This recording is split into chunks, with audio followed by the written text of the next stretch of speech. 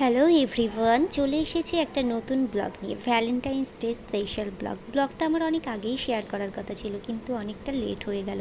যাই হোক, ভ্যালেন্টাইন্স ডের দিন সবাই অনেক রকমভাবে প্ল্যানিং করে কাটিয়েছে। আমার ভ্যালেন্টাইন্স ডেটা কেমন কাটলো সেটাই তোমাদের সাথে একটুখানি শেয়ার করে নিলাম।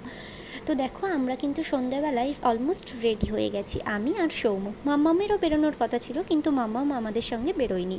অ্যাট লাস্ট সে তার ঠাম্মাই আর দাদাইয়ের সাথে বেরিয়েছিল।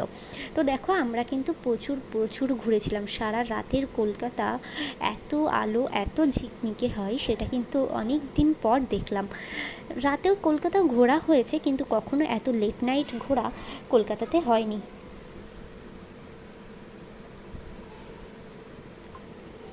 তাও সেটা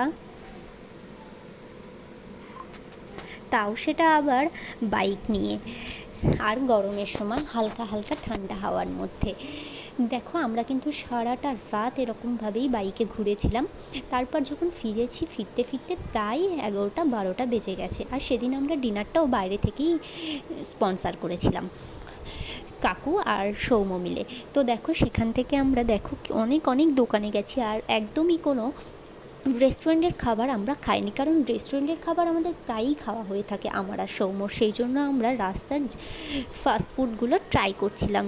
দেখো, প্রথমেই চলে গেছিলাম মোমোর দোকানে, সেখান থেকে মোমো খেয়েছিলাম, আর চপ খেয়েছিলাম, চা খেয়েছিলাম। সেখান থেকে আবার চলে গেছিলাম একটা দোকানে, সেখান থেকে দুটো জিনিস কিনেছি, যেটা আমি অলরেডি আমার একটা ভিডিওতে তোমাদেরকে দেখিয়েছি। আর দেখো, তারপরে আবার এই ছিল ফালুদা।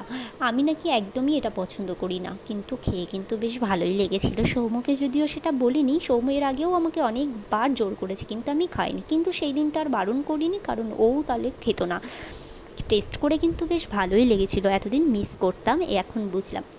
তারপর চলে গেছিলাম বিশ্ব বাংলা গেটের কাছে, সেখান থেকে আবার অন্য জায়গায়। তো তোমাদের সামনে বিশ্ব বাংলা গেটটা এত সুন্দর লাগছিল রাতের অন্ধকারে, তাই একটুখানি ঝলক তোমাদের সাথে শেয়ার করলাম। তারপর আমরা বাইকে এইভাবেই সারা রাত ঘুরেছি।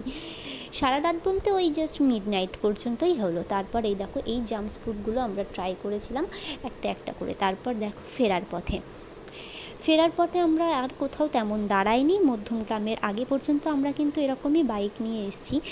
তো দেখো, এত সুন্দর, এত আলো, এত চলতি ফিরে রাস্তায় কত মানুষ বেরিয়েছে দিনের শেষে কাজ কমপ্লিট করে, আমাদের মতোই। আমরা তো বাড়িতে বসে ভাবছিলাম সবাই হয়তো ঘুরতেই বেরিয়ে গেছে, আমরাই বেরোইনি। কিন্তু দেখো, বেরিয়ে দেখলাম কত মানুষ দিনের কাজ কমপ্লিট করে রাতে বেরিয়েছে।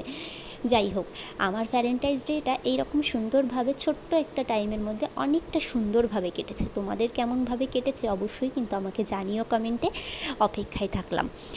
এছাড়াও আমার আগের ব্লগ যারা দেখো, যারা আমার রেগুলার ফ্রেন্ড আছো, তাদেরকে বলবো চ্যানেলটা অবশ্যই ব্লগটা ভালো লাগলে লাইক শেয়ার করো। আর যারা আমার নতুন বন্ধু আছো, যারা চ্যানেলটা আগে থেকে সাবস্ক্রাইব করোনি, তারা অবশ্যই চ্যানেলটা আগে থেকে সাবস্ক্রাইব করে দিও, যাতে আমার কোনো পরবর্তী ভিডিও তোমরা এরকমভাবেই দেখতে পাও। তো দেখো বন্ধুরা, এইভাবেই কিন্তু আমরা সারাদিন আমার কিন্তু তেমন কোনো স্পেশালভাবে কাটিনি, যেমন ডেলি কাটে তেমনই কেটেছে। তারপরে সৌম্য বিকালবেলায় হঠাৎই প্ল্যান করলো, আর আমরা কিন্তু চটপট রেডি হয়ে বেরিয়ে গেছিলাম। তবুও আমাদের অনেকটাই লেট হয়ে গেছিলো, কারণ সৌম্য বাড়ি এসছে রেডি হও করতে করতে আমি প্রায় রেডি হলাম সেই 6টা নাগাদই বেজে গেছিলো বেরোতে। তা না হলে আমরা এর আগেও আমি বেরোতাম, কিন্তু যাই হোক, বেরোনো তো হয়নি। প্ল্যান ছিল অন্য, আর হয়ে গেছে আর এক।